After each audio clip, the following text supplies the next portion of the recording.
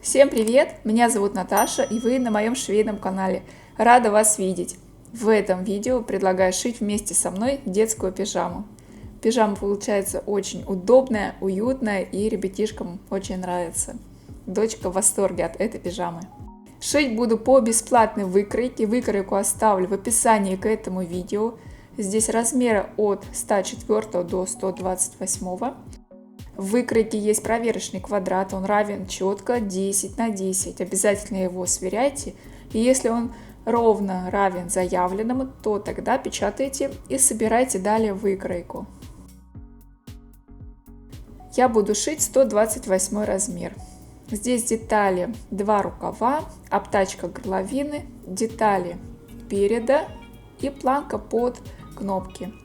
Деталь спинка, здесь есть линия талии, обязательно переносите все отметки, чтобы было удобнее работать. Шить я буду из трикотажного полотна, это интерлок. Очень яркий, такой насыщенный принт, мне он понравился, и дочке тоже. Мы выбрали такие цветные ладошки. Этот интерлок подойдет для слипов, для бодиков, для детской одежды, очень прекрасно. Для манжет и для обработки горловины я возьму рибану белого цвета. Ткань я покупала у себя в магазине в своем городе. Раскладываю детали выкройки на трикотажное полотно по направлению долевой нити.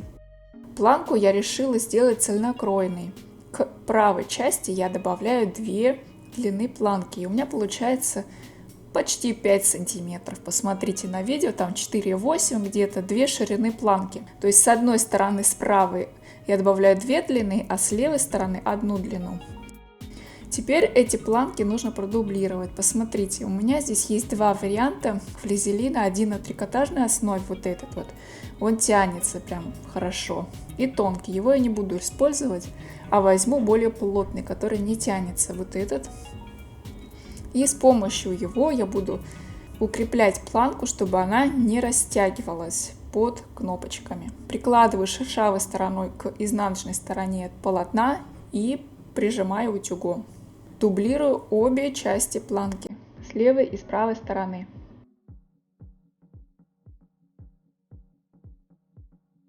Вот так получается. С правой стороны у меня 2 длины планки продублированы. Я на один раз ее заутюжила, а с левой стороны, посмотрите, здесь у меня 1 длина планки цельнокроенной. Я ее также заутюжила, и когда подворачиваю, получается просто прямая такая вот линия. И правая часть будет идти внахлёст, вот так, и сверху уже поставлю кнопочки.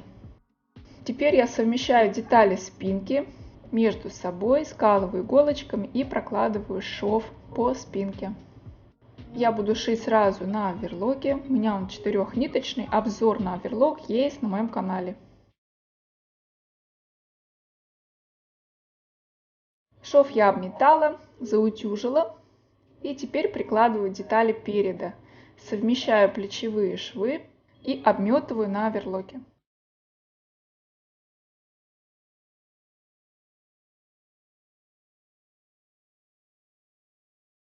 Вот так получается. Шов нужно заутюжить на спинку. На детали рукава есть отметки. Это значит, что к детали переда. На передней части тоже есть отметки. Совмещаю эти отметки в вершину рукава и равномерно обметываю этот срез.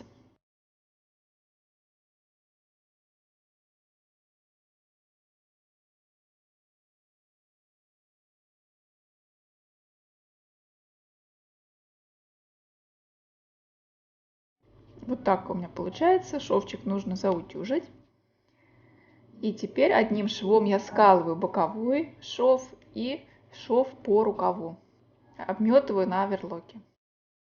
Затем также шовчик этот утюжим. И теперь на детали переда от паха вверх до линии кнопок нужно проложить строчку. То есть вот здесь я буду обметывать.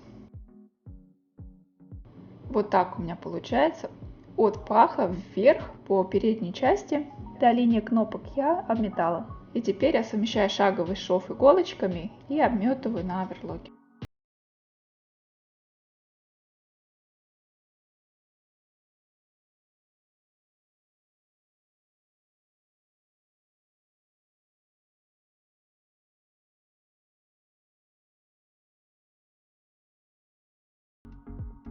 Швы обязательно утюжим. Вот здесь получается планка с одной стороны, с левой я ее подогнула и обметала этот срез. С правой стороны я также обметала срез и заутюжила на один раз. Сверху потом будут вставляться кнопочки, и я сделаю отстрочку по планке. С правой стороны планка у нас длиннее, и снизу есть вот такой вот у нас хвостик, который не прошит, его нужно закрыть. Его закрываем таким образом, складываем лицом к лицу вот так, и на машинке просто здесь застрачиваем. Строчку я проложила, теперь выворачиваем этот уголок на лицевую сторону. Помогая себе с помощью ножничек, уголок выправляем, и вот так он аккуратно и хорошо ложится.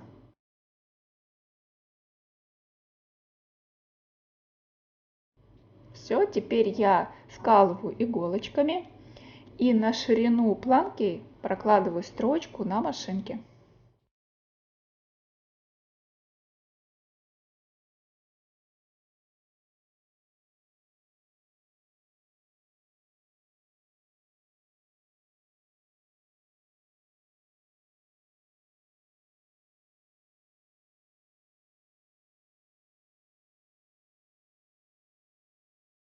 Займемся горловиной.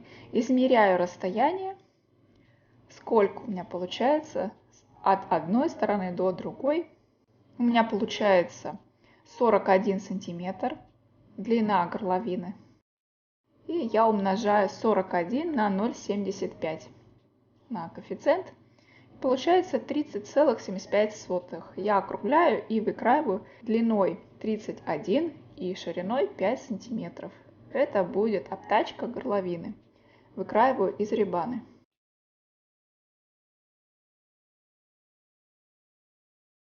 Теперь складываю вот так вот уголочки и просто скругляю их, срезаю лишнее. Отмечаю серединку, прикладываю обтачку к пижаме, совмещаю эти отметки, линию середины.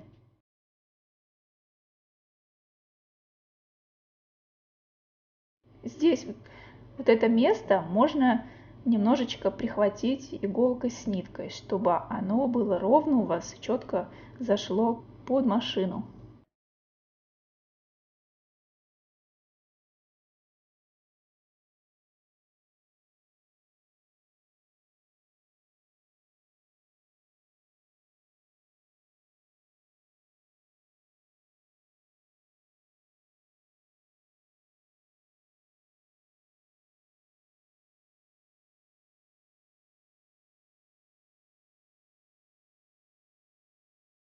Когда завершаю, получается вот так вот аккуратно.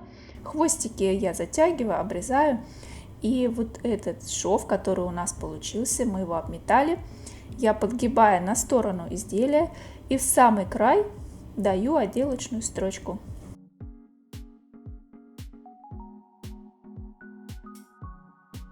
Теперь я измеряю расстояние на рукаве, получается 11 плюс 11, 22 сантиметра, это длина манжеты для рукава. Также я эту длину умножаю на коэффициент 0,75 и получается 16,5 сантиметров длина. Я выкраиваю ширину манжеты 10 сантиметров и длину 17 сантиметров для рукавов. Затем манжет я складываю пополам и вкладываю в рукав к изнаночной стороне и обметываю на оверлоке. То же самое нужно сделать и на манжетах на ножках.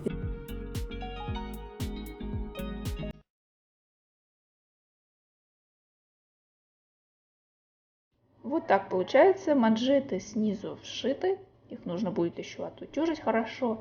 На рукавах тоже вшила.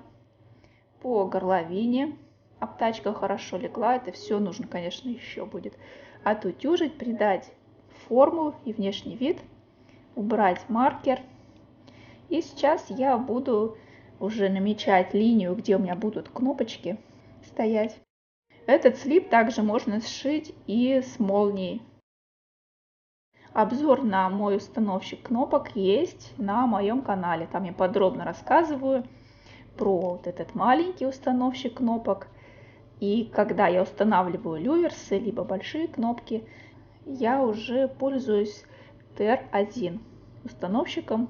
Все ссылки я оставляю, как обычно, в описании к этому видео.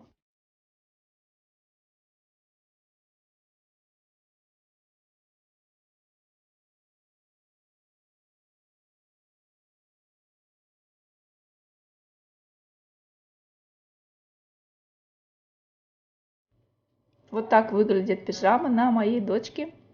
Ей она очень нравится, она в ней бегает и дома, и может и спать в ней лечь. Очень ей нравится. И сам трикотаж, он достаточно мягкий и уютный, специально для деток. Спасибо, что досмотрели это видео до конца. Подписывайтесь на канал, если это еще не сделали. И всем до новых встреч. Пока-пока.